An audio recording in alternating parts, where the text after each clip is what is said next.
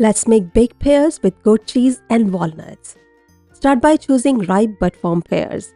You want pears that are sweet but still hold their shape while baking. Slice each pear in half lengthwise. Once the pears are halved, take a thin slice off the back of each pear half. This small step helps the pears sit flat and steady on the baking tray and makes them easier to serve later. Then scoop out the core to create a cavity for the filling. While the pears bake, the walnut toasts slightly, the filling warms through, the aroma of honey and cinnamon slowly fills the kitchen, which is always a good sign.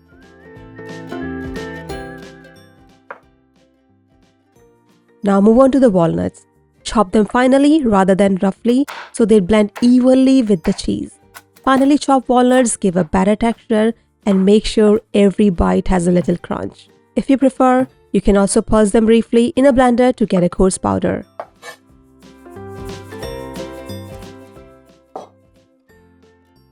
Let's make the filling.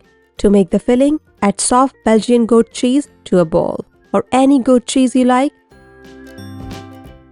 Also add chopped walnuts, ground cinnamon, honey,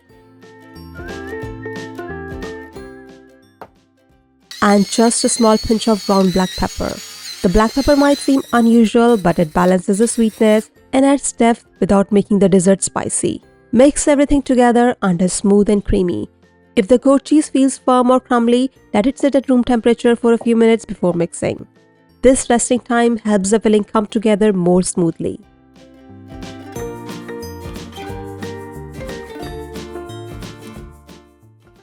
Take a baking tray and arrange the pear halves cut side up.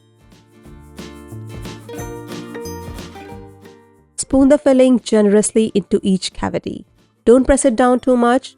Let it sit naturally so it stays light and creamy as it bakes.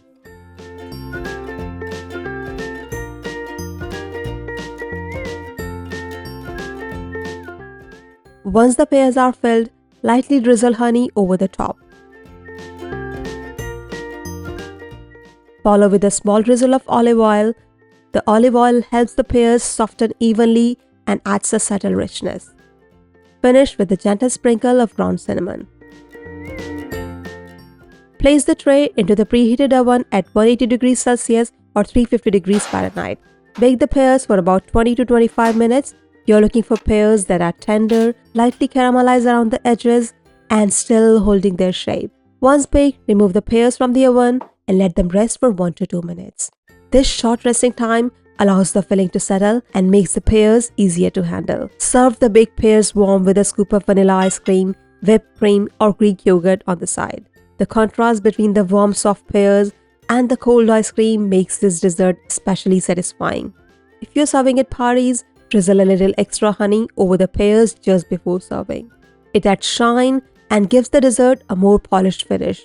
These baked pears with goat cheese and walnuts work beautifully for dinner parties, date nights, or any time you want a dessert that feels impressive without being heavy. You can also prepare the pears ahead of time, keep them refrigerated, and bake them just before serving. It's a simple recipe, but one that feels thoughtful and comforting every time you make it. If you like this recipe, don't forget to like the video, subscribe to my Ginger Garlic Kitchen channel for more easy and elegant vegetarian and vegan desserts, and share it with someone who would enjoy making this at home. Thanks for watching. Happy cooking. See you next time.